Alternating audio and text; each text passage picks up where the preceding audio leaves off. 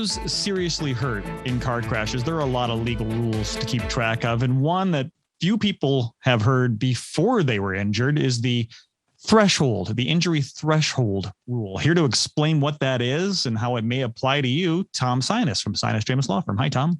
Hi, Todd. Thanks for having me back. I appreciate it. Absolutely. Our pleasure. I always learn so much with these segments. Let's talk about the threshold injury rule. What exactly does that mean?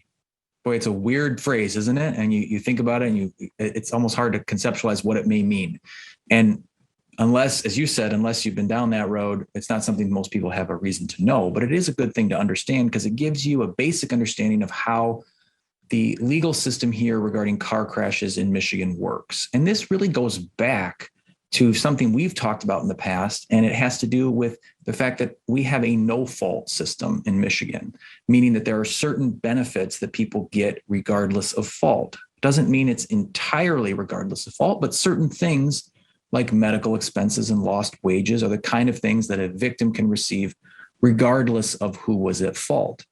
Well, the trade-off, the inherent trade-off that was built into this system in the 1970s was as follows. Okay, if victims are going to be able to get those no-fault benefits regardless of fault, we're going to have some limitations. On the other hand, we're going to have some limitations in when they can pursue what we call a liability claim, a claim against the other driver. We're going to limit those circumstances. And how we in Michigan decided to limit them was to say, you, the victim, can only pursue a claim against the other driver if you've sustained a certain type of injury. And this is where the term threshold injury comes into play. It is the idea that the victim has to have an injury that crosses this magic threshold.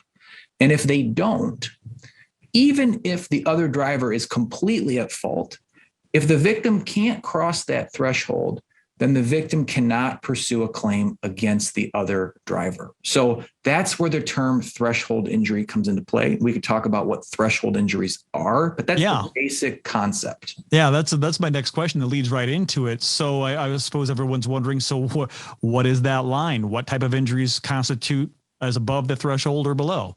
That's, of course, a great question. And there isn't an answer where you say, okay, you go to a book and we list all these injuries. You know, we don't have a system that says a broken arm is a threshold, or it's not that specific. What we do is we use words to describe categories of injuries.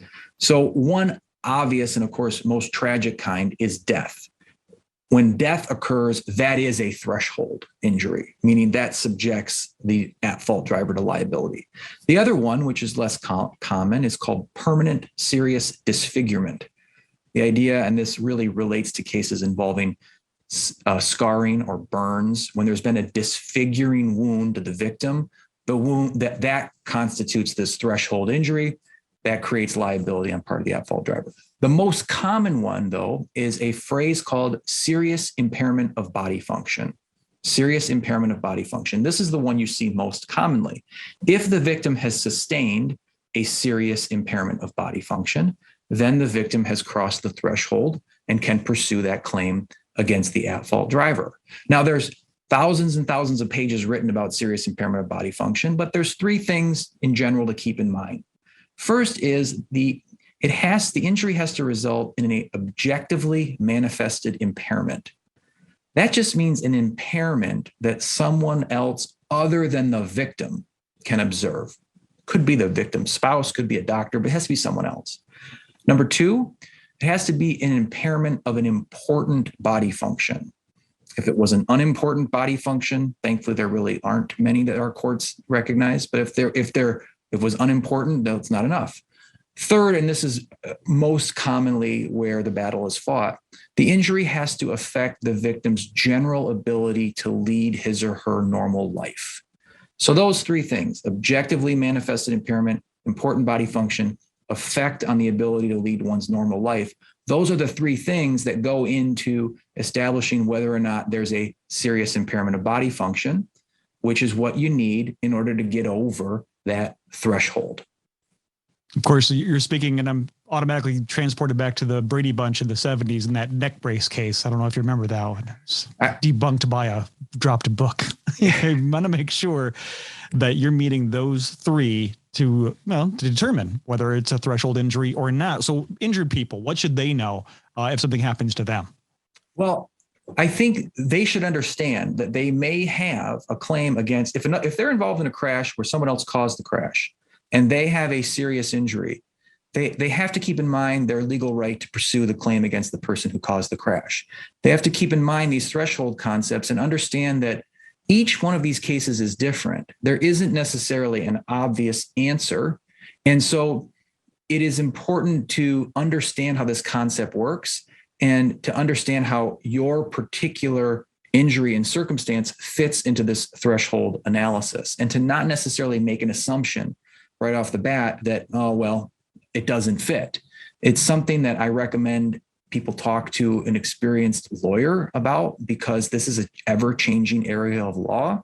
But I think people need to at least keep in mind that these are the rules that apply, and that their injury and their life, this is important, their life after the injury, what happens to them after the injury, really does mean a lot in terms of their legal rights, because it's those type of facts that determine whether they're going to get over the threshold. Perfect. As always, explaining it for us, making it all clear. I always walk away smarter when I talk to you, Tom. You did mention that you need an experienced lawyer. I suppose you probably know a place we could find one?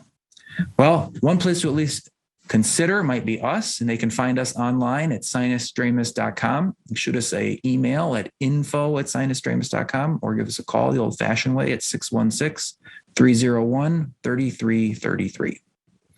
Thanks, Tom. Thanks for having me, Todd.